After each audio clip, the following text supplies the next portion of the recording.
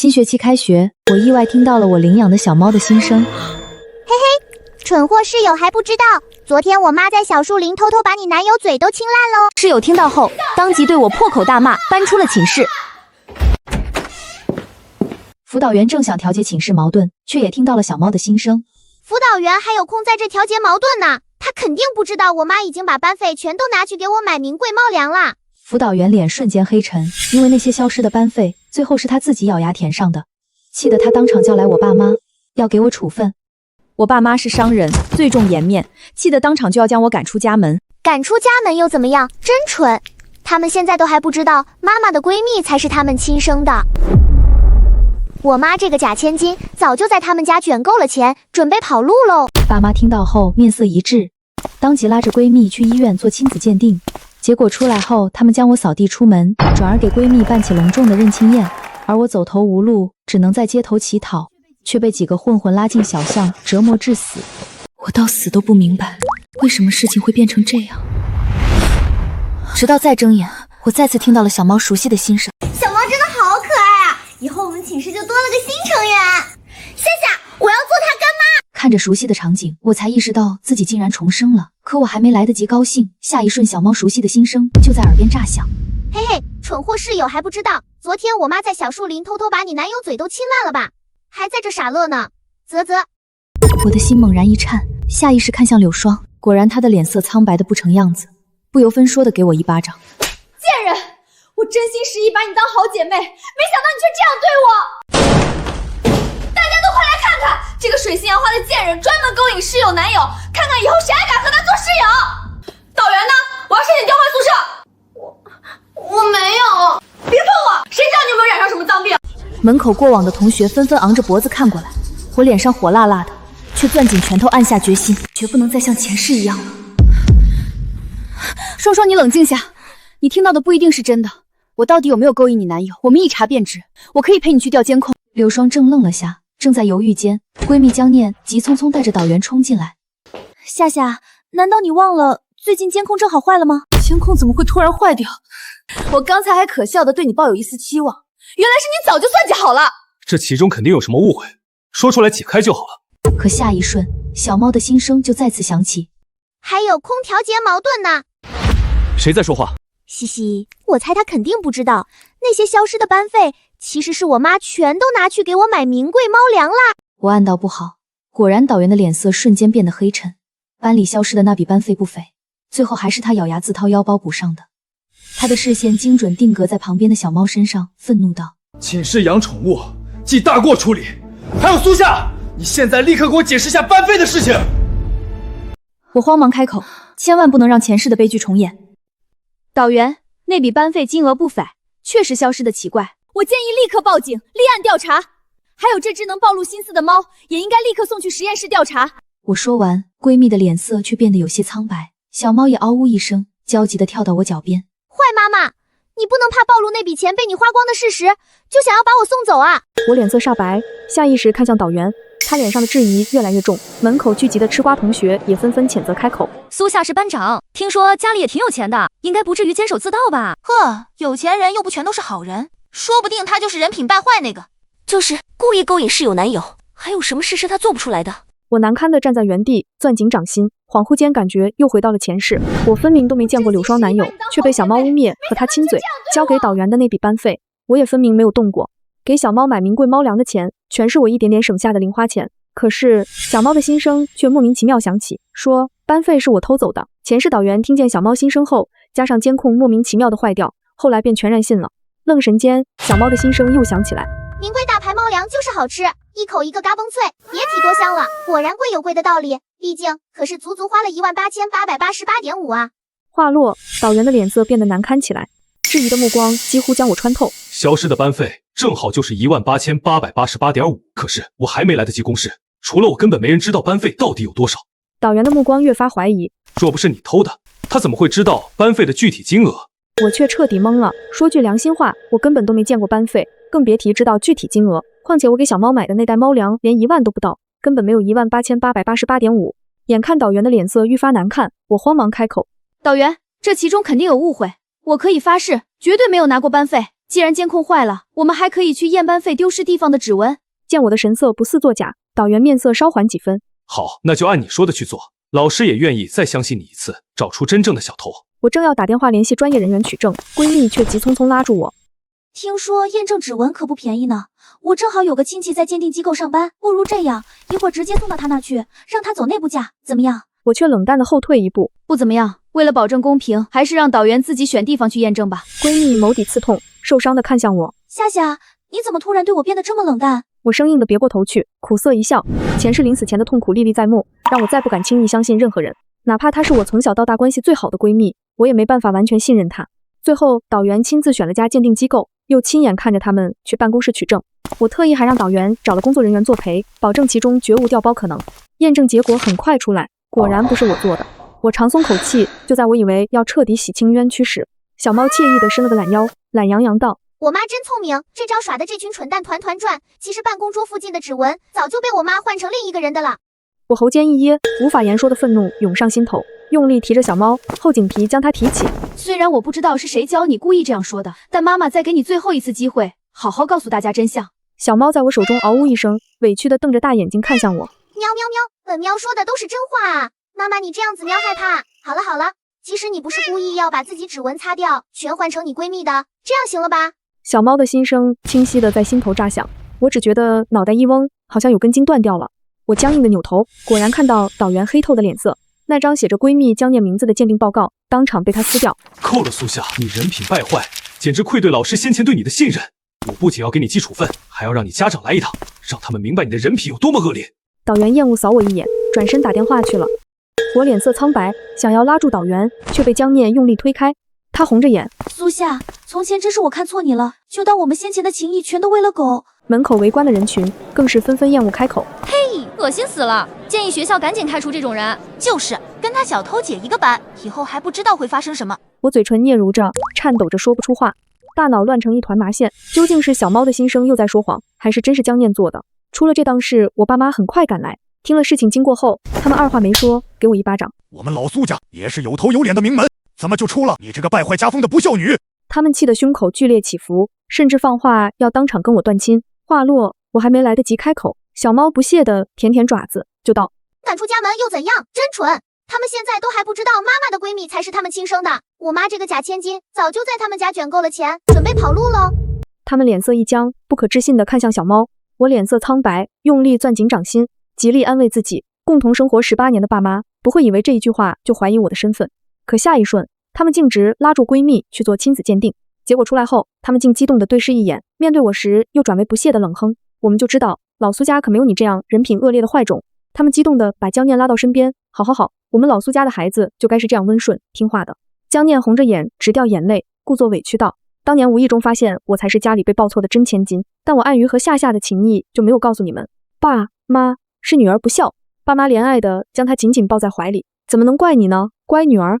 转为他们胸前剧烈起伏起来，厌恶地恨不得在我脑门钉出一个洞。苏夏，真没想到18年来我们竟养了个白眼狼，你简直是个畜生，连你最好的朋友也能顶替。可我根本不知道江念被抱错这件事，况且我和爸妈长相相似，一看就是亲生的。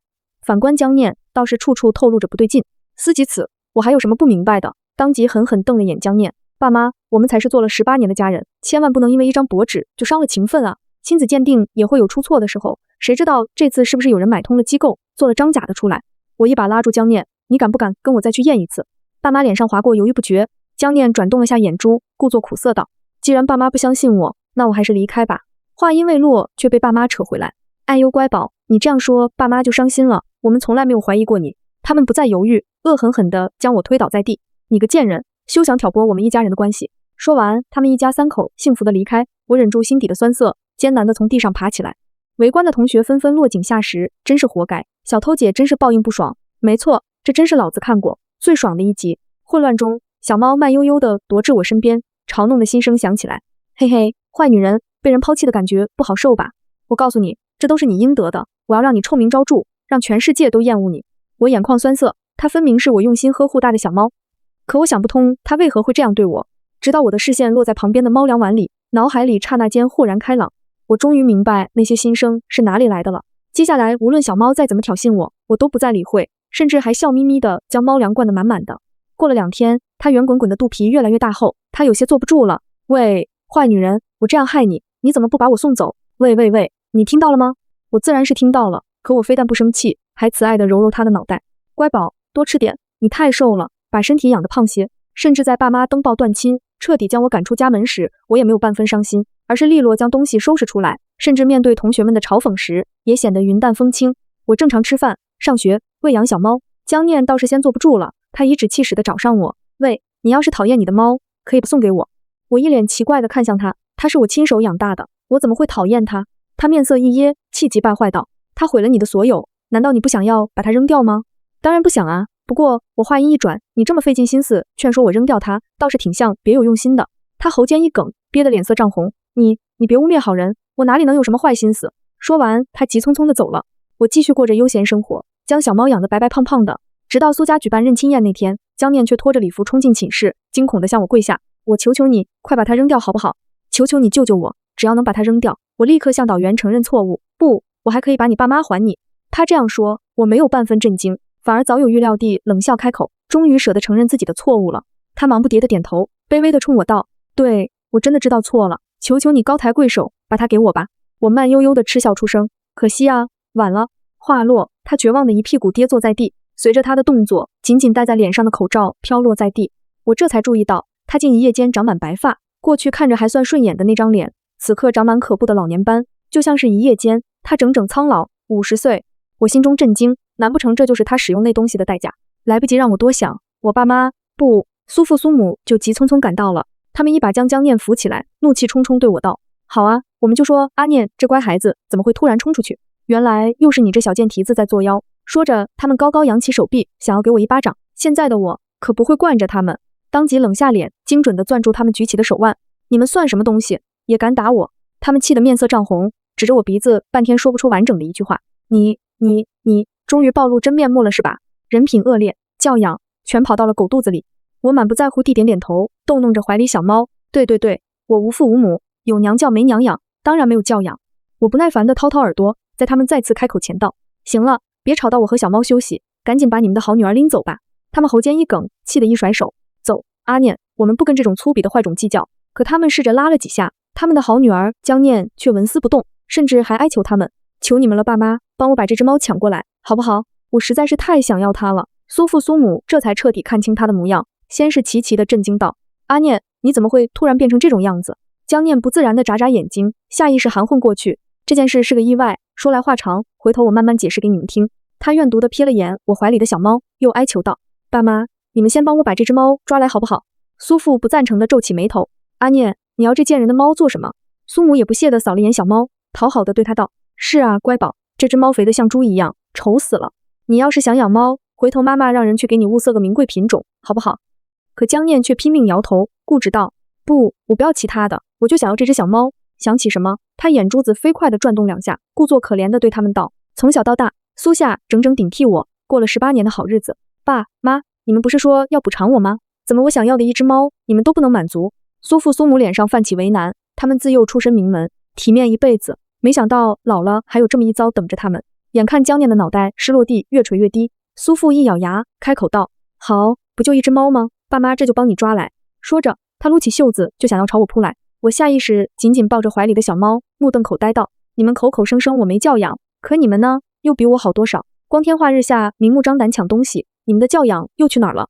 苏父面色涨红，可已经伸出手，哪里有再缩回去的道理？他索性一不做二不休，径直朝小猫扑来。别那么多废话，把猫给我。虽然早有预料，可我还是被他的无耻给震惊到了，飞快闪身一躲，苏父扑了个空。趁着这个空隙，我扯着嗓子向外面大喊：救命啊！光天化日下，老男人强闯女寝。过往的同学纷纷震惊地看过来，很快还有人认出苏父的身份来。这不是苏氏集团董事长吗？他怎么会出现在女寝？天啊，这可是大新闻！苏父面子上挂不住，脸色瞬间黑透。苏母也恼羞成怒地瞪我一眼，当即堵住我的去路。眼看苏父又要扑过来，我慌忙放下小猫，跑远些，宝贝。可哪料江念早已在一旁守株待兔，不知从哪摸出来个刀子，狰狞地就要对着小猫捅下去。去死吧，贱猫！我心瞬间都提到了嗓子眼，撕心裂肺地大喊出声：不要！我不忍地别过眼去，眼泪忍不住唰的一下落下来。想象中血腥的一幕却并没有发生。关键时刻，先前搬到隔壁的室友柳霜竟然冲了进来，救了猫猫一命。他用力攥住江念的手腕，一把将他推倒，心有余悸地抚着胸口。你疯了是不是？他也是条小生命啊！门外围观的学生也愈发多了起来。此刻众人也深松一口气，下一瞬爆发起激烈的谴责声。卧槽，简直丧尽天良啊！这一家子，那可是一条活生生的小生命，怎么敢下手的？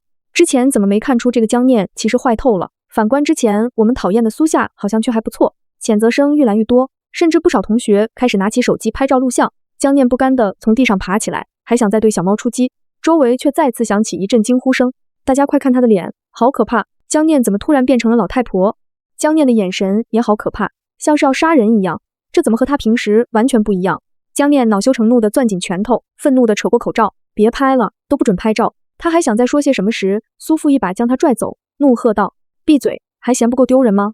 你这逆女，还不快跟我回去！江念只能不甘地回望过来，想要再看眼小猫，却遥遥地跟我对视上。我勾唇冲他笑笑，心中痛快极了，朝他比了个口型。老怪物！刹那间，他的面容扭曲得厉害，想要再次冲过来，下一瞬却被苏父苏母更加用力地拽走。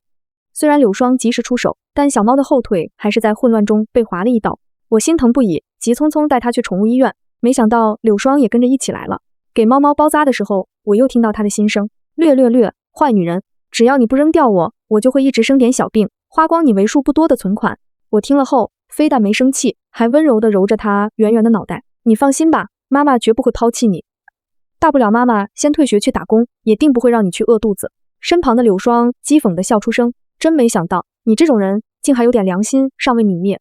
我苦笑出声，双双，其实你一直误会我了，你听到的那些心声不一定都是真的。不过这次还要多谢你及时出手，才能救下小猫。小猫包扎好了伤口，医生让我们带着它去隔间观察。柳霜突然勾起唇，冷笑着回答我：不用谢，我救它是想亲自下手，让你永远记住这种痛。我怔愣抬头，还在回想他到底是什么意思。下一瞬，他就随手攥起把医用剪刀往我面前扎去。我瞳孔紧皱，尖声大叫：来人啊，快救命！我用尽全身力气，极力一挡，刀子划过我手臂，径直插在猫猫的伤口上。猫猫惨叫一声，心声却快意道：干得漂亮，怎么不直接杀死我？快，再给我来一刀！眼看柳霜被激怒，就要再次用力，我红着眼赶紧阻止道：为了一个男人，真的值得这样做吗？你这可是犯法，要被公众开户开到骂死的。想想你还有父母啊，柳霜。他愣了下，继而眸底迸发出癫狂。可是要不是你这贱人勾引，我男友怎么会出轨？我们明明感情那样稳定。见劝说有效，我忙不迭道：我可以发誓，等治好小猫后，我任凭你随便调查，只要查出我与你男友有染，我任凭你处置好不好？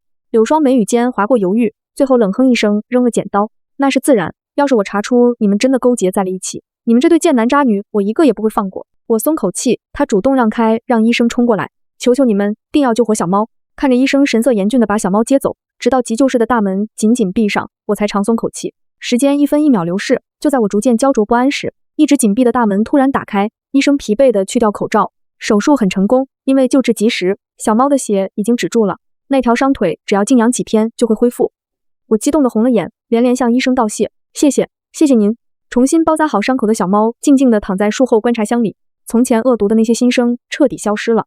不知是不是我的错觉，连带着看小猫都觉得温顺了许多。愣神间，我余光瞥见门口踌躇的柳霜，主动拉他过来。我记得你之前也很期待他的到来，不是吗？谢谢你之前救了他。其实医生告诉我，你根本没有下死手，对吗？我笑起来，拿着他的手，你可以试着摸摸他。双双，我知道你之前也是被有心人利用了。柳霜眼眶一酸，愧疚道：对不起夏夏，小猫那么可爱，我却差点为了个臭男人伤害他。他吸了吸鼻子，郑重对我道：我相信你，夏夏。现在想想那些心声实在太过诡异，说的其实并不一定是真的，说不定是坏人利用了小猫来故意挑拨我们。之前都是我蠢了，才会让坏人有机可乘。我欣慰地点点头，你说的对。我想起什么，话音一转，脸色彻底冷下来。猫猫的心声确实是坏人作祟，不过坏人也快该受到惩罚了。很快，苏父苏母发现江念的身体状况越发异常，先是原先的一头亮丽黑发一夜变白，接着是脸上长满老年斑。他们忧愁的不行，四处寻找名医救治。可奇怪的是，所有名医都对此束手无策。就在苏父苏母焦头烂额时，江念的肢体也开始退化，明明正值青春，行动却开始像老年人般不利索。一切如我所料般，苏父苏母很快找上门。苏夏，你快给我滚出来！你究竟使了什么手段，把阿念害成这样？我不耐烦地从宠物隔间出来，掏掏耳朵，嚷嚷什么？当宠物医院是你家是吧？苏父一噎，气得鼻孔出气。他重重冷哼一声，我不管你怎样油嘴滑舌，总之，你今天必须把阿念身上的邪术给我解决了。苏母也心疼地搀扶着江念，转而厌恶对我道：若是早知道你是这等谋财害命的坏种，就应该当初就将你在尿桶里掐死。我怔愣了下，心中还是后知后觉，有点酸涩。不过这点酸涩几乎可以忽略不计，很快被我压了下去。我冷笑开口，径直看向躲在他们身后的江念。两个老蠢货，亏得你们精明一世，现在还被人家耍得团团转呢。他们下意识怔愣了下，嘴上却道：我们知道你是对被赶出家门一事心怀怨念，所以想要挑拨我们和阿念，不过我们是不会让你得逞的。江念倒是一脸大受感动的模样，怨毒地看向我。是啊，爸妈，我才刚回到苏家不久，我才是你们真正的血亲女儿，咱们一家三口可千万不能被那些居心叵测的坏人给三言两语挑拨了关系。我懒洋洋翻了个白眼，不屑冷斥道：哦，那这没人想要挑拨你们，烦请你们一家三口赶紧回去过幸福日子吧。话落，江念却慌得不行，他竟直冲我跪了下来，哭得梨花带雨道：夏夏，我真的求求你了，求你快救救我吧，我真没剩多少时间了。他似乎是回忆到了什么可怕的事，一脸惊恐地抱住我的大腿。求求你，我还不想死，可我当初使用了那东西，只要不杀死那只贱猫，我就会先是衰老，而后便是死去啊。此刻苏父苏母全然懵了，他们对视一眼，犹豫道：阿念，你不是说你也不知道这一状是怎么来的吗？怎么现在看来你好像知道的样子？江念眸底闪过心虚，下意识又想含混过去。这件事有些复杂，等回去我再跟你们解释。这次话音未落，我冷笑一声，径直打断他：不用解释了，不如我直接告诉他们。说着，没等他反应过来，我就继续开口。江念之所以会出现这种异状，确实是被下了邪术。话落，苏父苏母瞬间激动起来：你终于承认了，就知道是你这小贱蹄子搞的鬼，还不快给阿念解除？我轻飘飘地打断他们：别急，我话都还没说完，只不过这邪术可是他自己下的。见我的神情不似作假，他们一惊，下意识去看江念。念念，他们说的可是真的？乖宝，你简直糊涂啊！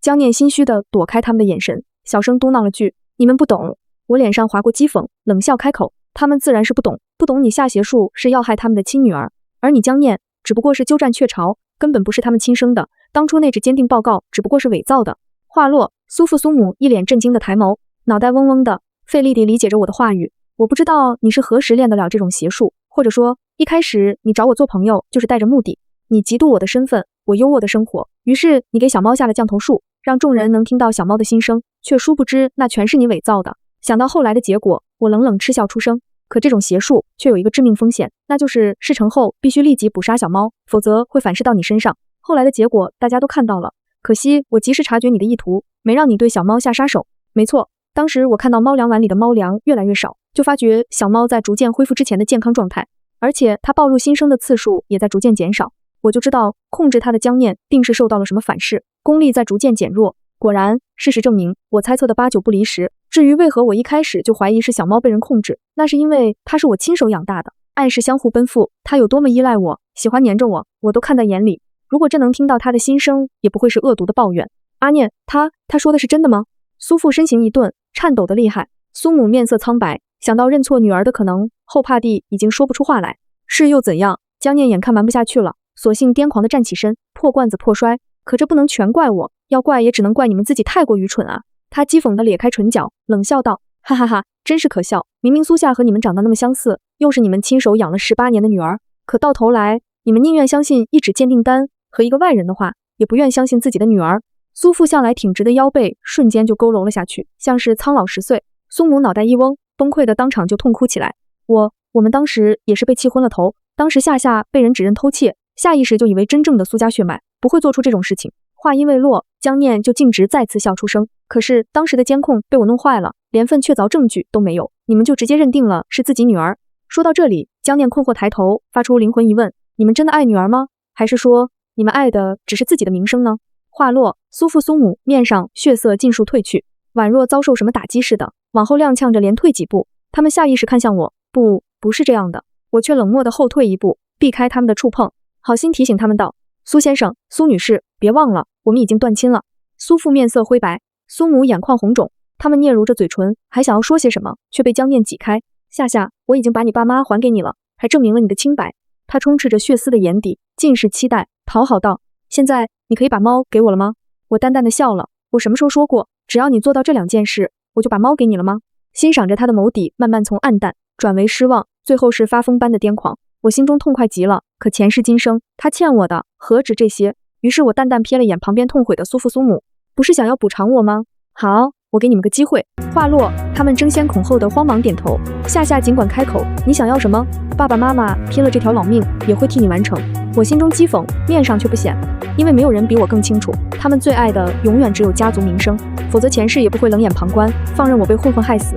至于现在他们爱我的表象，不过是他们人性中尚未完全泯灭的那点愧疚。我的要求很简单，让江念自食恶果就行了。话落，江念脸色大变，他警惕地看向二人，你们要干什么？我警告你们，现在可是法治社会。话音未落，啪的一声，他就被苏父抽倒在地。这一巴掌用尽全身力气，苏父冷笑着甩甩手腕，呵，你当初害人的时候怎么没想到这些？苏母也将满心被人戏耍的悲愤全都化作动力，宛如泼妇骂街般扑了上去。让你害我女儿，贱蹄子，看老娘不打死你！我坐在旁边慢悠悠地品着茶，和柳霜一同观赏着，直到二人将江念揍得鼻青脸肿才停下。事后他们又搜集证据，将江念送了进去。江念知道自己遭到反噬，活不久了。他被释放后，偷溜进苏家别墅，放了把万火，直到江念死后，二老才从抢救室拉出来，但伤了身体，根本恐怕也活不久了。他们临终前把所有财产继承到我名下，哀求想要再见我一面，却被我谢绝了。后来我和柳霜带着小猫，惬意地在夏威夷沙滩上漫步，艳阳高照，天光大作，又是个好天气。而我的人生也应如是。